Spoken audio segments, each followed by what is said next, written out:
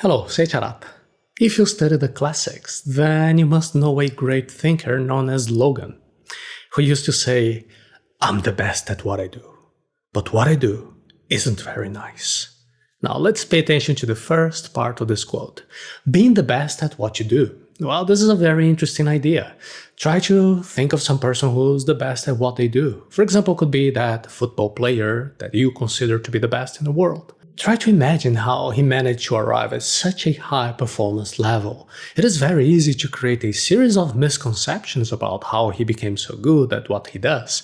Well, he looks like someone with a supernatural talent who leads a wonderful life thanks to a special talent. However, behind any flawless performance, there is a lot of repetitive training that most people consider boring.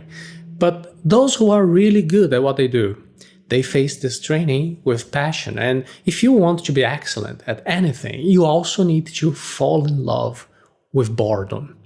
In order to perfect any skill, you have to use deliberate practice. Deliberate practice consists in a constant repetition of actions with the intention of improving small details. Now, think about your life. What do you intend to do? What is your superpower?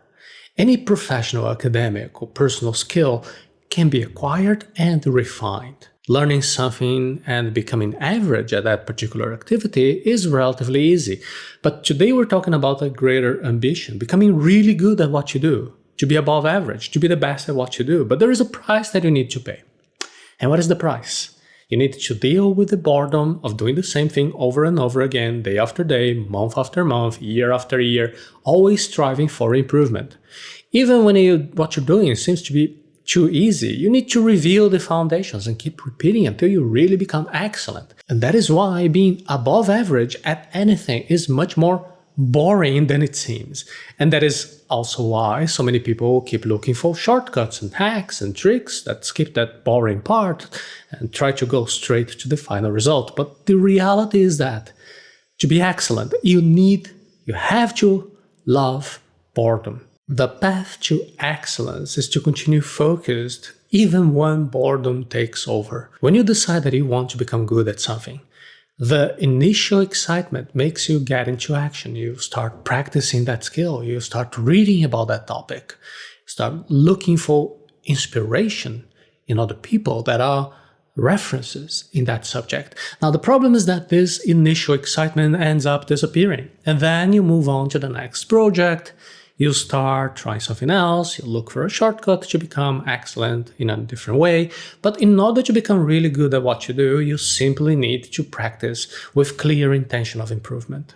It is only through thousands of hours of deliberate practice that you will be able to refine your skill and you'll be above average in that skill that you choose. Now, a common excuse that people who don't manage to achieve excellence is saying that they lost the passion, they lost the motivation for that particular subject.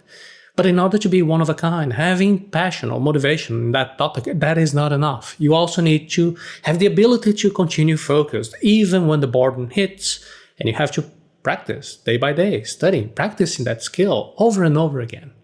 Now, it's wrong to say that in order for you to become really good at something, you just need to be passionate about it. There is an old video that I made that is still relevant. It is called How to Learn Anything Difficult, and you can check it by clicking the link here.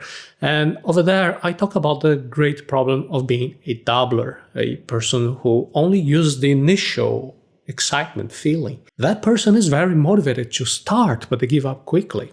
The problem of being a dabbler is that all those emotions are transitory, temporary. And when you need to keep practicing, even on the days when you think that what you're doing is not exciting anymore, there is a good chance you will give up. So be careful with the discourse that says that loving what you do, that is enough, that's what you need. This kind of narrative ends up causing disappointment in so many people, especially when they enter that work phase, when the excitement is over, when they move on to a plateau in which they need to be just repeating their work several times. Anyone can act when they are motivated. And what makes all the difference is to keep acting even when motivation wears off. In order to keep on acting even when motivation goes away, it is essential, it is ideal to be committed to well-structured processes. Imagine a gymnast. She has a well-structured process that was designed by her technical team. So every day she goes to the training center, she executes the process. She warms up, repeats the basic movements, does the specific training, then goes home to rest, and the next day she does it all over again. If an athlete focuses only on the moment that they're taking part in a great competition or winning an Olympic medal, this person is going to be unlikely to be able to repeat that process for a long time. The opposite also happens. The athlete that reaches excellence is the one that commits to fulfilling the training process several times for a long time, even when he has no motivation or is completely bored. This applies to everything. If you want to be a great writer, you need to commit to the writing process. If you want to be a great investor, you need to commit to the process of studying finances and studying, investing your money regularly. If you want to be fit, well, you need to commit to the process of following a specific diet, training, and resting. And it doesn't look too attractive, and really it isn't. But it is the path that needs to be walked. And whenever you try to take a shortcut, it will probably end up taking you even longer to reach excellence. The path to be who you desire is already defined. Now you just need to walk down that path. I don't know exactly what your great life objective is. I don't know what specific area do you want to stand out in, but I do know that you want to do something, you want to be known for something, and I know one thing.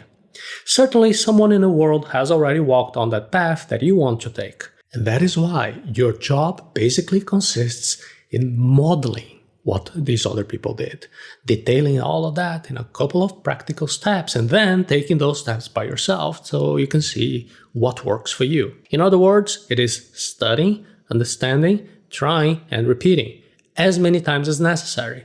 But it is not enough to just look at the results of the other person who already has what you want to have. You also need to look at what they did to get to those results.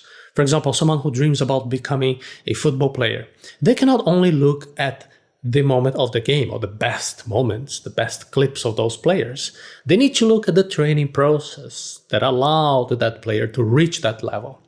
That kind of perspective makes you realize that the process is much less attractive than it seems. A great player doesn't become one of a kind by playing for fun with his friends once a week. They need to do daily exercises in motor coordination, weight training, running, tactical training. They need to follow the right diet, take supplements, have good nights of sleep. And all of this is less fun than it sounds when we watch a great game on TV.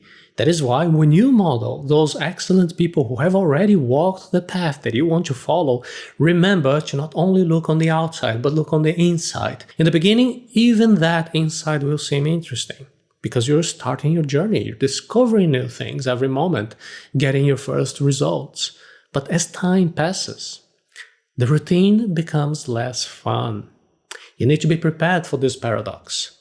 The better you become at a certain skill, the less amusing, the less interesting it will be to be practicing that activity. And only those who manage to overcome that boredom and continue on their path, even when it is no longer interesting, these are the ones who will reach excellence, they will become exceptional. Of course, you can use techniques that will make this process slightly less boring. You can use gamification techniques, you can modify your routines, you can try to challenge yourself, but ultimately, being really good at something means forgetting that idea about your passion and just embracing boredom. And if you do that, you will get your reward. You can think about boredom as the price you need to pay in order to reach excellence in any field. And in that way, you get to fall in love with boredom. And you keep walking the path to reach the results and the acknowledgement that you desire so much. In order to be really good at something, you need to get over with the idea that excellence comes from some passion, some innate talent that you have. And you need to embrace the idea that just have to be repeating a skill several times until you become really good at it, even when motivation fades or boredom takes over. And I know that that seems much less fun than those pieces of advice that you see about following your passion, live your life intensely. Well, maybe this is what you would like to hear, but we're not here to be telling you what you want to hear. We're here to be telling you what you need to hear. This is the best way for you to develop as a person, to reach the results that you want to achieve in a cycle of constant improvement. If you're interested in constant improvement, specifically learning how to use deliberate practice to improve your performance in any skill, I invite you to get to know the course Intelligence Arata Academy that you can access right now by visiting the link arata.se/intelligence.